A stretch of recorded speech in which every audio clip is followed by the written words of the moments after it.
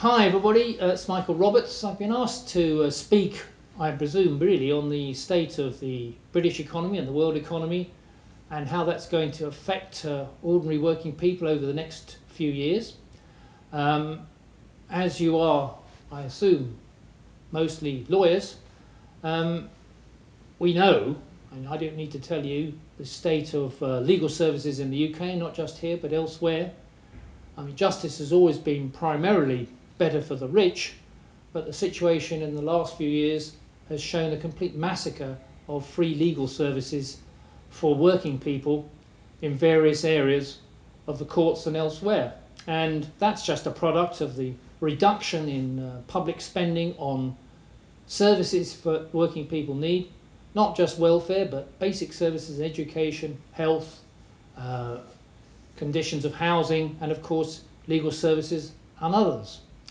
And the product of that decline, that huge decline in public services, not just in the UK but across the board, has really been taking place, as you know, over the last 30 years, where we've seen a significant fall in the share of public investment in total output by all economies, including the UK, where we've seen a reduction in basic services and the share of public spending in total GDP. And this has been a deliberate policy on the part of governments, not just those who are outright supporters of big business and the existing system, whether they're the Conservatives here or Christian Democrats and other centre-right governments in Europe and of course in the US, but also amongst so-called social democratic governments like the Labour government in the past, which have carried out broadly the same policies of reducing public services in many areas, but also privatising them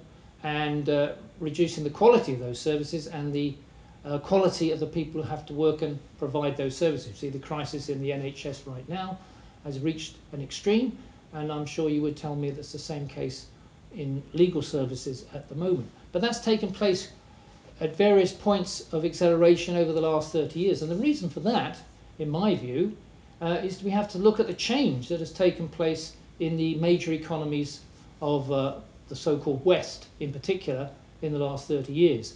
It was the golden age when I was a young person, between the periods of those who were born between, say, 46 and 65, became adults into the period of the late 60s and early 70s. We were able to get an education. Public services were generally much better. The NHS was really free and not chipped away as it has been now. And internationally that was also the case. And we saw a much better level of real incomes for the majority of the population.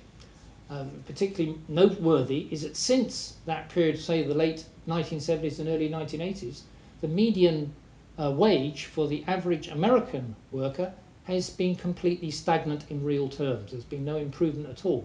And we've seen a certain deterioration since the Great Recession of 2007. So that change came about, in my view, because of a change in the health of the capitalist system, a system which has a mode of production which only produces things and services that people need if there's a profit in it, if money can be made out of it by the big companies and others who produce things and make services that we require for a profit. That's the dominant mode of production globally and in the major economies. And that profit, or the profitability that they've got on the investments that they've made, was very high in the 1950s, but from the mid-1960s began to fall quite sharply. And by the early 1980s, when we had a major international recession, we had one in 74-5 and then another one in the early 80s, profitability across the board in most of the major economies had fallen significantly. Something had to be done, and there was a, if you like, a counter-revolution in the ideas of those that controlled the political decision-making in the state and elsewhere. And that change came about because the need to restore profitability for the capitalist mode of production. So we saw the process, not just in the welfare state, a bit changing, but also in terms of trade unions being reduced in their ability to support working people, hampering their ability to extend trade unionism into new industries, but also reducing the ability to use bargaining power in the existing industries, and we've seen a dramatic fall in that. And as I say, also the gradual and accelerating privatisation of the state sector, whether it was in the UK but also in Europe, and even in the US, where there was still some elements of the state sector, particularly in federal government. So that transformation has enabled profitability to rise for a whole period of time from the early 1980s to the late 1990s globally.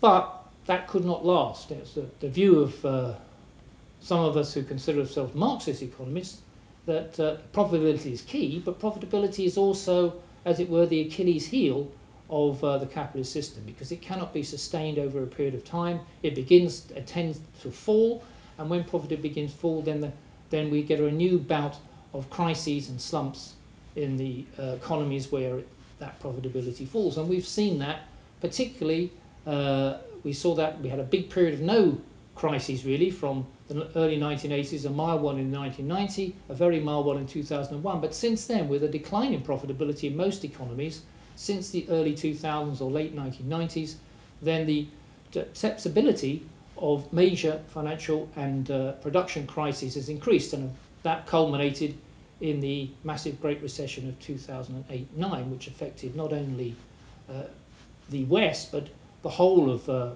global economy, and nearly as deeply as the Great Recession of the 1930s.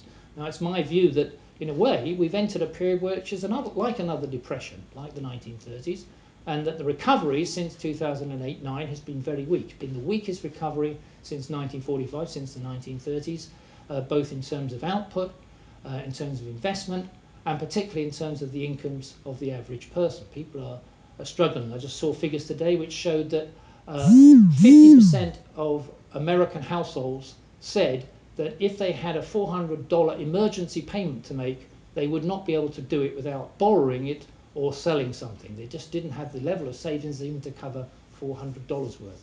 That's an indication of how people are living, in a sense, at hand to mouth. And that's the average person, not just the very poor. And that situation has continued. We've seen real incomes in the UK, for example, still below where they were in 2007, despite the so-called recovery mentioned by the government and continually pressed by them since 2010. And as we've said, the public services continue to be squeezed, and the prospects are that they will be squeezed up to the end of this decade under the present government. And in Europe, there seems little sign that anybody wants to engage in reversing that process and using public investment as a way to get the economy moving forward. The aim still at the moment is to rely on the private sector to deliver, and to give them every opportunity and incentive by reducing their borrowing costs to zero or even below, to cut corporation tax, to turn a blind eye to their tax evasion and tax avoidance, so that they will eventually take the economy forward. And they have signally failed to do so. And I don't think it's very likely they will be able to do so unless they can really raise the level of profitability. And according to the way I see economic developments, that probably requires another major slump in the next 2 or 3 years, certainly no longer than that. There are signs that that slump is already beginning to happen. We've seen a significant slowdown in the growth of industrial production in virtually every economy in the G7, that's the top 7 economies, and also across Asia and elsewhere. The supply side, if you like, the industrial production, manufacturing, is slowing down and actually reversing in many countries.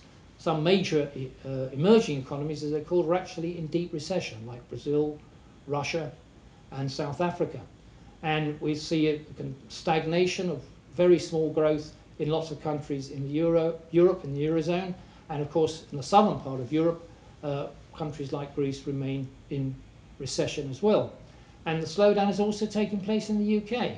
Supposedly, like the US, one of the more faster growing economies, only 2% a year, we now see them heading below 2% in 2016, and the latest data shows that there's little sign that that will alter. So the signs are that we're moving in the direction of yet another recession, perhaps 8 or 9 years after the last big one. That shows the serious situation which modern capitalist economies are in. They haven't solved the problems, not only providing the needs of people, but they can't even create the conditions by which capitalists are prepared to invest and take the economy forward. So I think we should be looking now to recognise that we're going to go through a very, very tough period for ordinary people.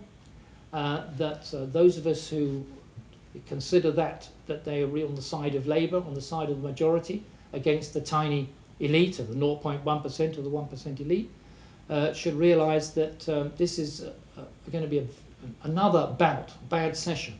Whether it will lead to new policies that can alter that remains to be seen, and no doubt that's part of the discussion that you are going to have when you see these various videos.